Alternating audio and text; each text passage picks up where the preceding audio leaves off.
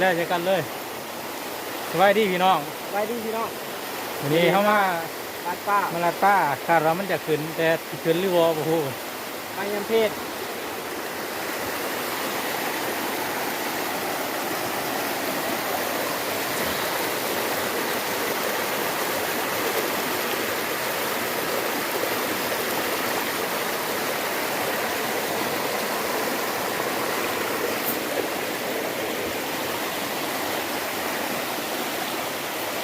เดี๋ยวสิลองมันได้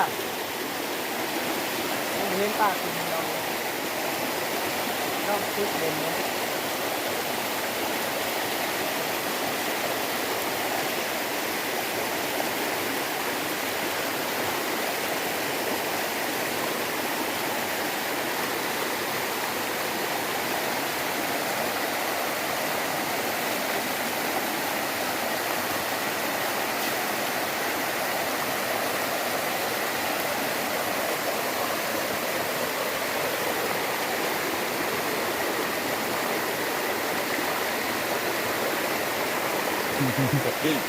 แต่โซ่สิมีอยู่วะ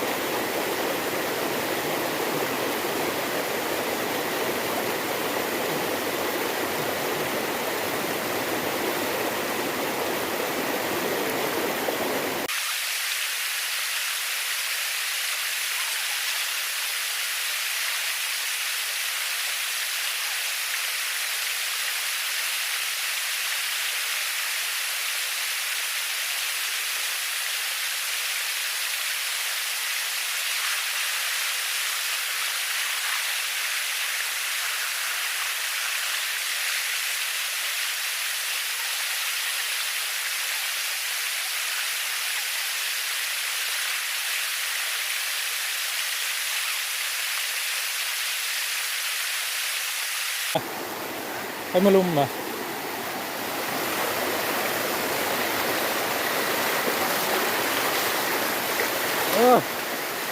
ไปลุมนี่ก็ไม่ไปก็เสียนาระ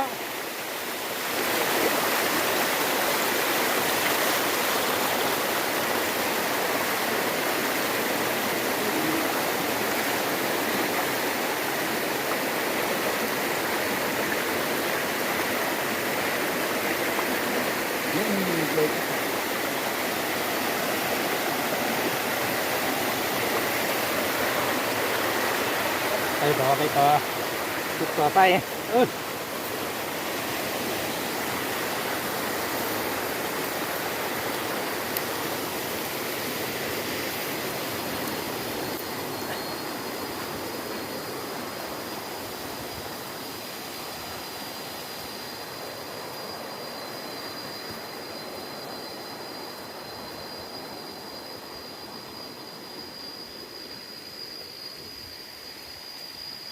ตัดพี่น้องตาย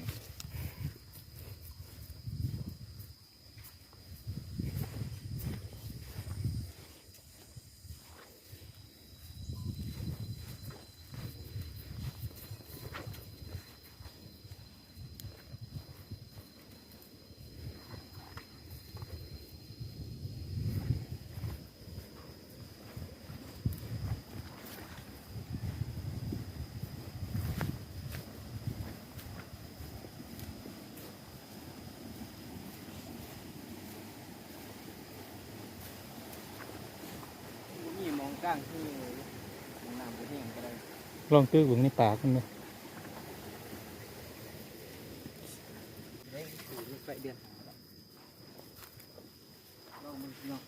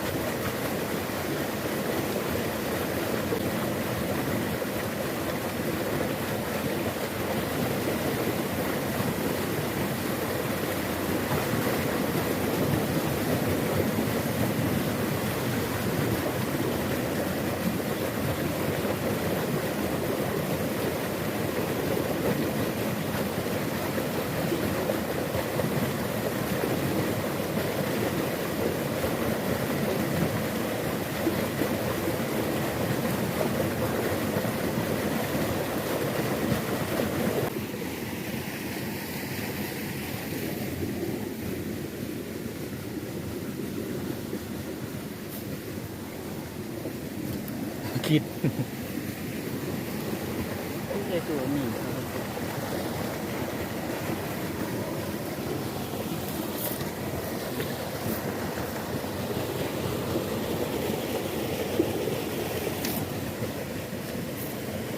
ยู่บน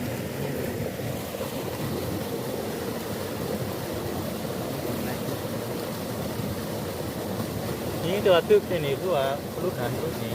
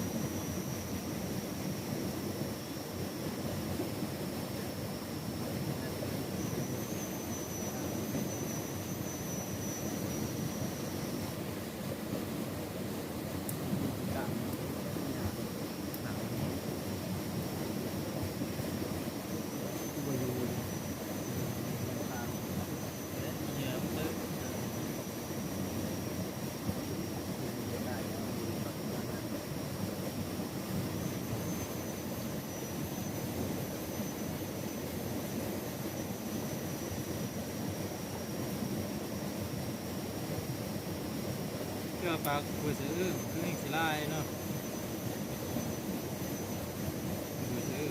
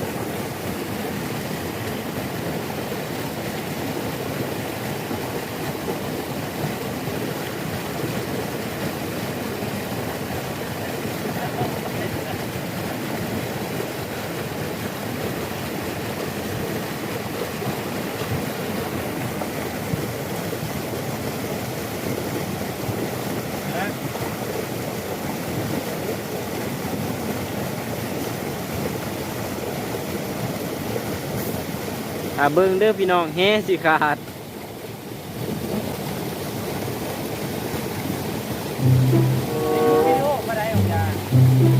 กดแล้ว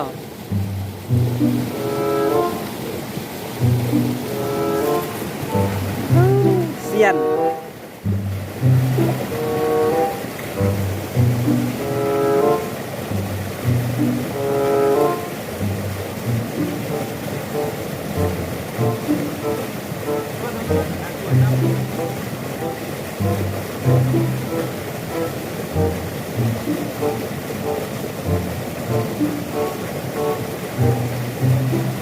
เด้เฮ้หาขึ้น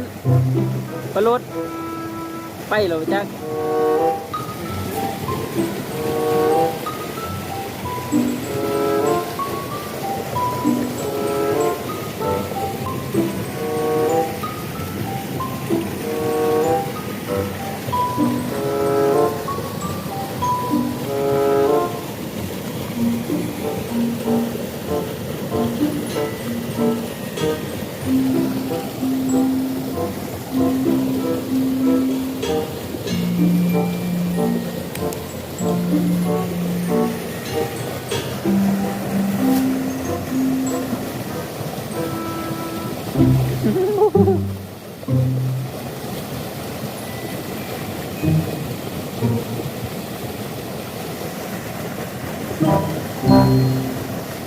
คือก็น้ำเหี้ย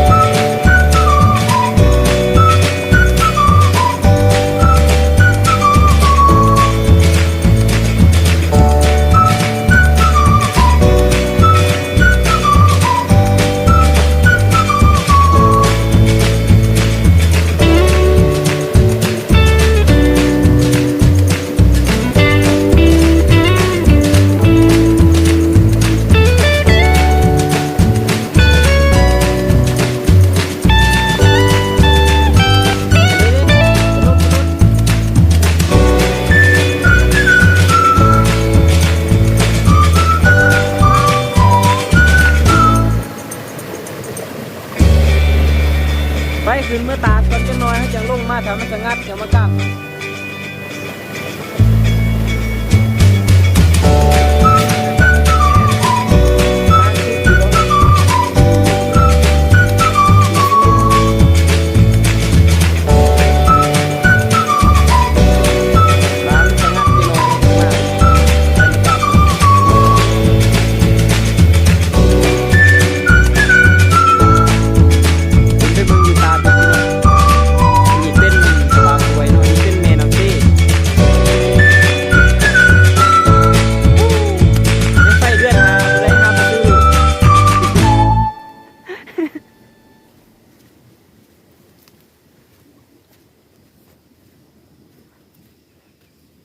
ป้าบ่นไล่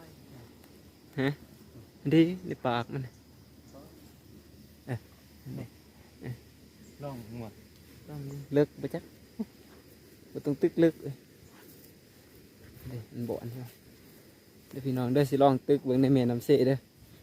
ตึกแล้วก็เสียนแห่เพิ่นสิลงเอาลงอยู่หมดเสียนแห่เพิ่นสิลงงุ่ม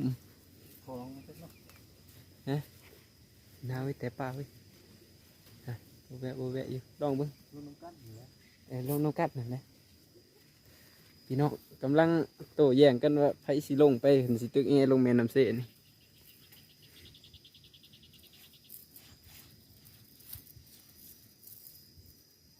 ลองเบิ้งพี่น้องอย่าตึกเลิกไรเด้อ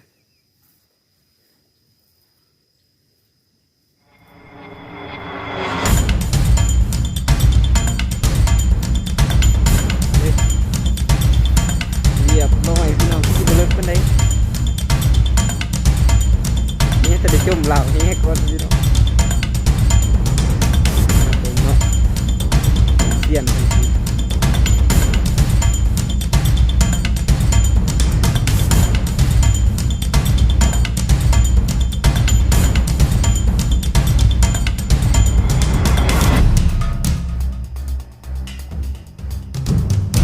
ี่เว้ยวันนี้เขามากางไปอยู่เบื้องของปากนี่ทำไมเป็นมากกางป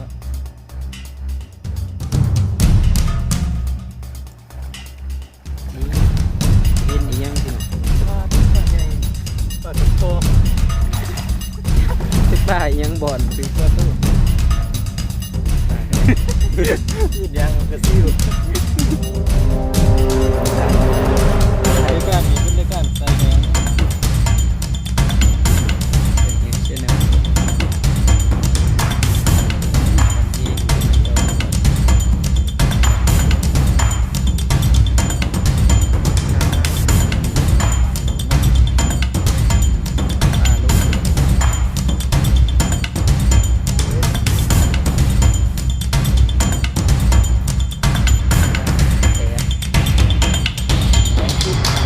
นี่พี่น้องเอ้ยสดเด็ด ปากกับคลอง ปลาขับคลองเจ้าเอื่นผสมซื้อพี่น้องเห็นป่ะ โอ้ขากับใหญ่โพดขา นี่เมนน้ำซี่พี่น้องกระสิบเป็นตะลอยในจักน้อยถ้าผู้ใดหานก็ได้เต่าหยาดน้อยๆอัดสองพี่น้อง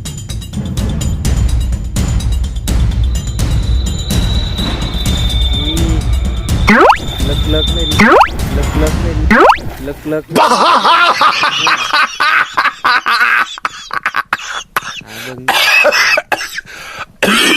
น้องก็สิบถึงยังตอนนี้เซียนแฮเขากำลังโซ่หองดากเนาะพี่น้อง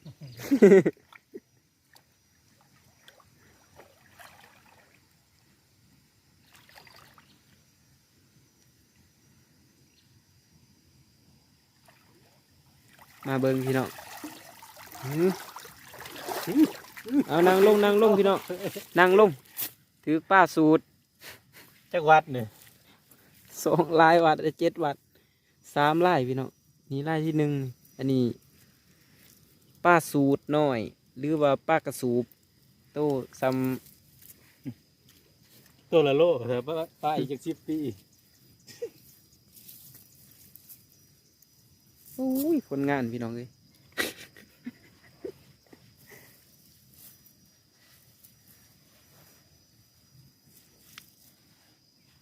คันอยากให้มันใหญ่ก็แทกเนื้อนี่เนาะพี่น้องโต ตัว ซ้ำ 4 นิ้ว 4 นิ้วซ้ำฝ่ามือ ไปแล้วเอาเลยเหรอ ไปตามเซียนเพิ่นไป เส้นหิวเส้นหิวเฮ้ยเดี๋ยวทางเขามา เนี่ยขึ้นเป็น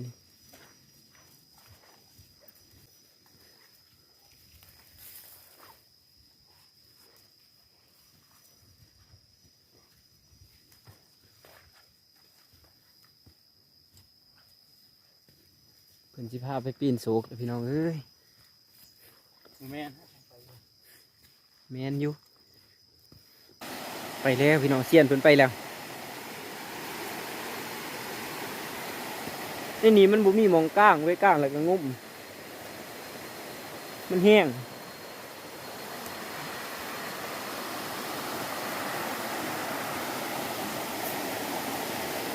เบิ่งเซียนเพิ่นสิตึกเนาะพี่น้องเนาะตึกกว้างๆเข้าไปในแก่ตัวนี้คือรวม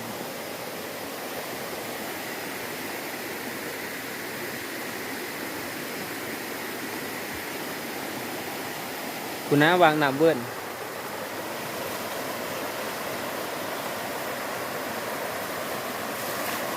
นี่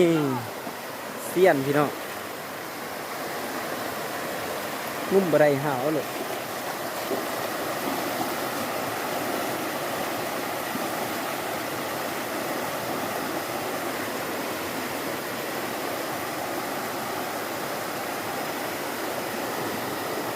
อุ้ยเล็กเฮไหลเลยตอนนี้กันนะพี่น้องเสี้ยนเขาก็หาวมาใส่น้ำไหลบาน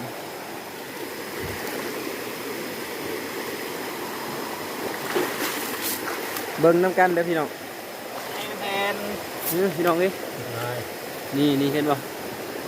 อันนี้เพื่อนเอิ้นว่าป้าหยังเลยป้าปุ๊กพี่น้อง2 ลาย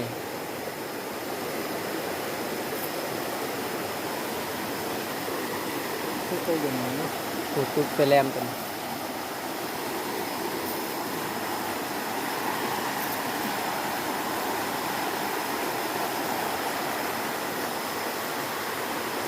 เซียนเพิ่นกำลังขึ้นเฮอยู่ตอน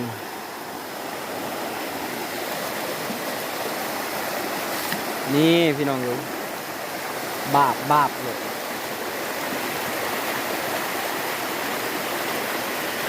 พระเจ้าก็สิได้ว่างไว้ละเด้อบาด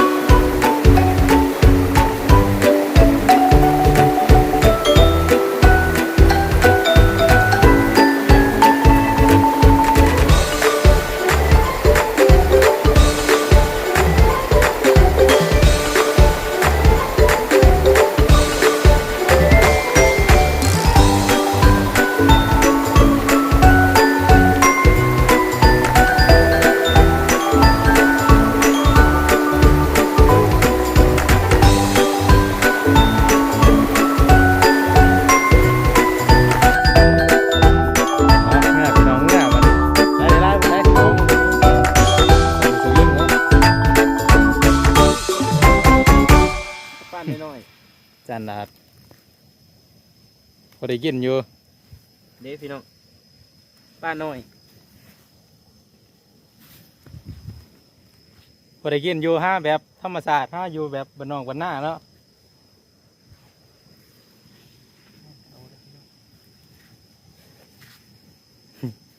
เย็นก็ได้ปลดก็ได้เนาะ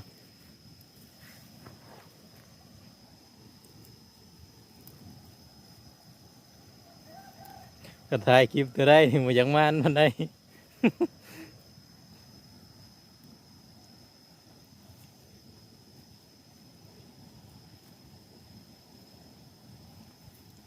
เมียเฮียนบาด ไปเมื่อมาเนี่ย